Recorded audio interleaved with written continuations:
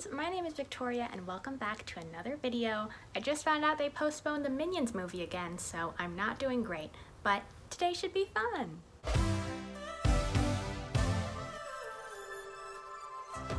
So, a few months ago I had what I thought was a revolutionary observation and I tweeted, "Did anyone else notice a few parallels between the 4 Freak Show and Sugar Pine 7 season finales, or am I too into this?" And it appeared that the answer was the latter, because I was met with replies like, "Huh? And what?" So I assumed I was crazy and moved on with my life until about a week ago when Twitch user Homs the Fantastic went live and announced that 4 Freak Show was over. I have since decided that I am right in this situation, and although I might be continuing to embarrass myself, I'd love to get into why today. If you're a little lost here, 4 Freak Show and Sugar Pine 7 were two unique comedy productions, and I'm intentionally keeping that a little vague because I'd like to talk more about it after sharing my point. I was/am a huge fan of both of these, and I've recently noticed a good amount of similarities to the point that I feel like I need to analyze these comparisons and learn more about why they've intersected in this way. Now before we start, I'd like to make it very clear that this video is not meant to pin these two against each other. I'm honestly mainly making this because I feel like these two shows should have more audience overlap than they do. Like, I know a lot of people my age who watch 4 Freak Show but don't watch SB7, and I thought that maybe discussing and comparing them could put a little more attention on both. That being said, please note that I'm going to be covering a few spoilers for both of these in my analysis, so kind of watch at your own risk. I'll put like a warning beforehand, but I don't know. I'm going to start my video now.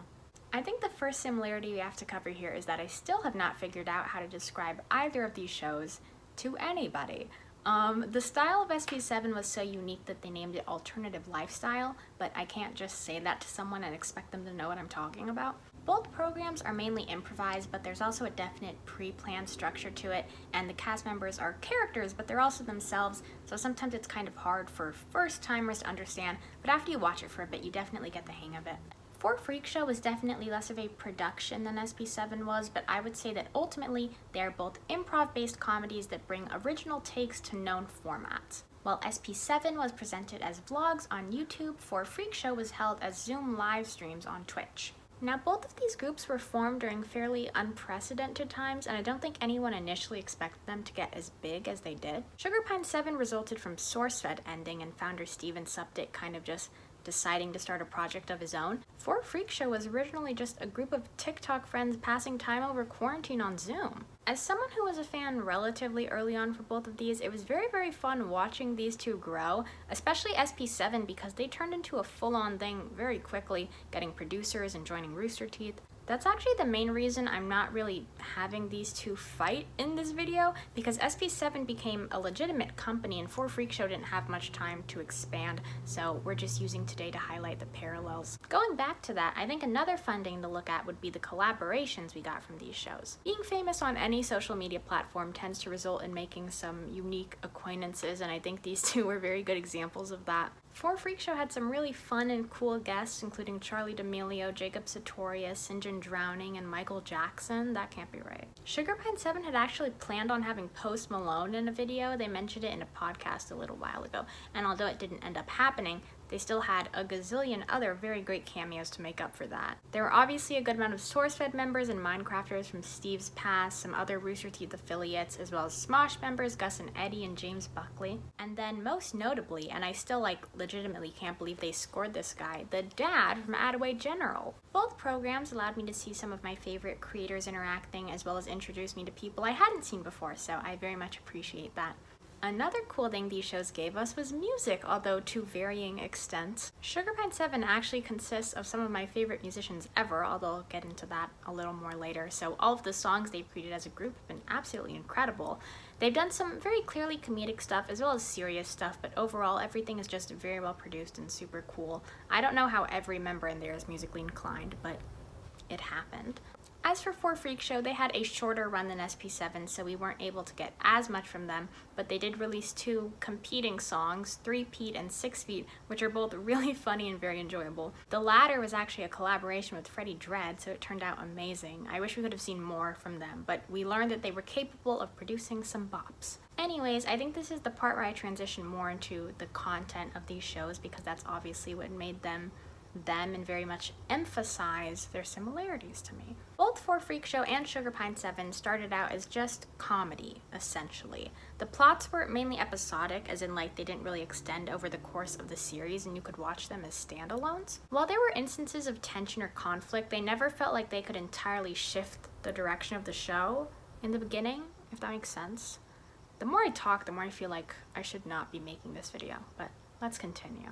At some point, this started to change, and this is where I'm going to get into what could be considered spoilers, so if you'd like to step off, you may.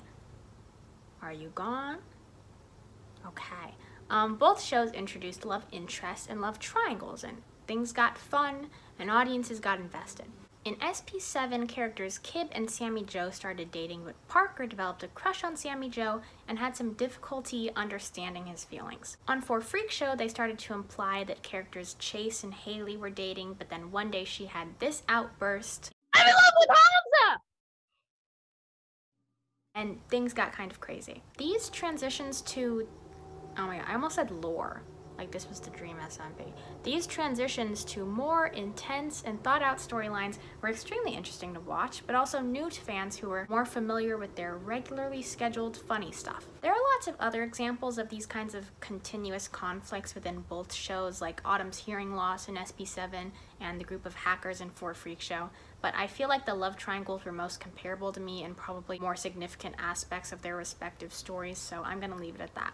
Now, these storylines ended up leading to very large events in both shows, the season finales. As I stated in my incredibly popular and critically acclaimed tweet that everyone that saw it agreed with, this is where I noticed the parallels. In Sugar Pine 7, the Kib, Parker, and Sammy Joe triangle started to become increasingly drastic and became a more prominent part of the show. There's a rather extensive timeline here, so I'm not going to get into everything, but essentially Kib received some false information, got drunk, and then he killed Parker. He got into a little fight with Parker, and then he killed him. He very much killed him. It was absolutely crazy. You can view this in the episode entitled Acrasia. It was very different from the rest of the series, like it was essentially a short film. While 4 Freak Show did not make their finale as much of a movie, it ended similarly as well. In the episode Halloween, Haley gets into a fight with Claire. Claire leaves for a second. Haley's left alone on the Zoom, and then she gets killed by Claire, who snuck into her room. Just like SP7, it was a genuinely frightening experience, particularly because it looked like the hit on Haley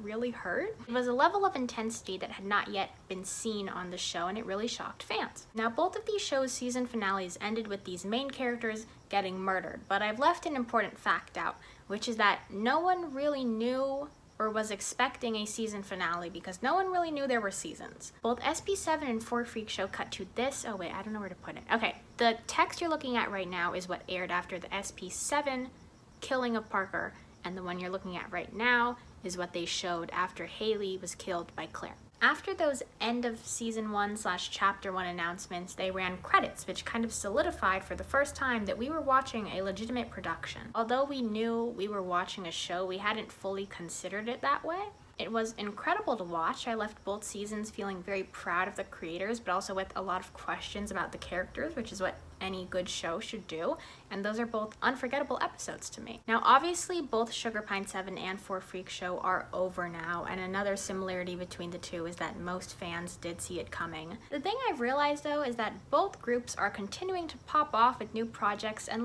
everything's fine.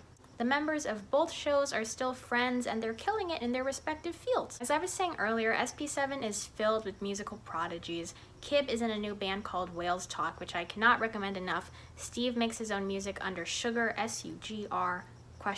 And it's phenomenal, and James released a few songs last year which are great as well. Steve is also a fairly big Twitch streamer now, and I wake up at 7:30 every morning to tune in. As for 4 Freak Show, Chase has recently started his own new project called Chase Host. It's very, very funny. I've been able to catch a bit, and I really enjoy it. It gives a similar vibe to 4 Freak Show while still being its own thing, so I think that's very cool.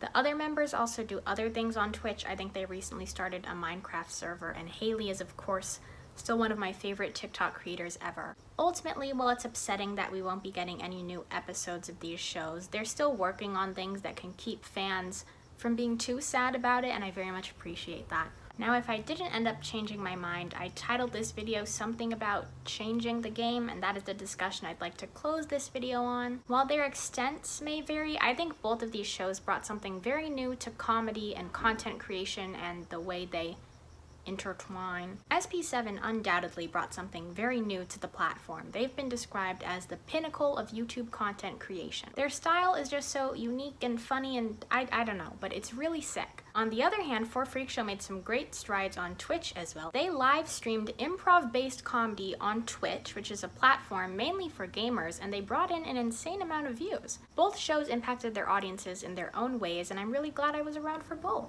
If you couldn't tell, here's the big reveal. I am a bigger SP7 fan than I am a 4freakshow, but I obviously would not have made this if I didn't have an insane appreciation for both programs. As I stated before, my main goal here was to introduce maybe fans of one to another, or both, so I may have done that. If you knew of both of these beforehand, then you got to see me be annoying for a few minutes, which is a win. Regardless, if you made it to the end of this, I'm very appreciative.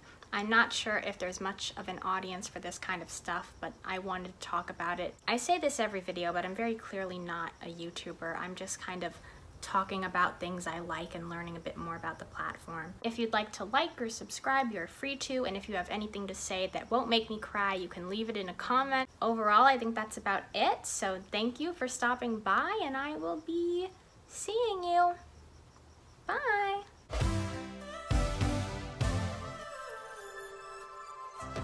Do I need to specify that I'm not an Attaway General fan, or was it like clear that I was joking?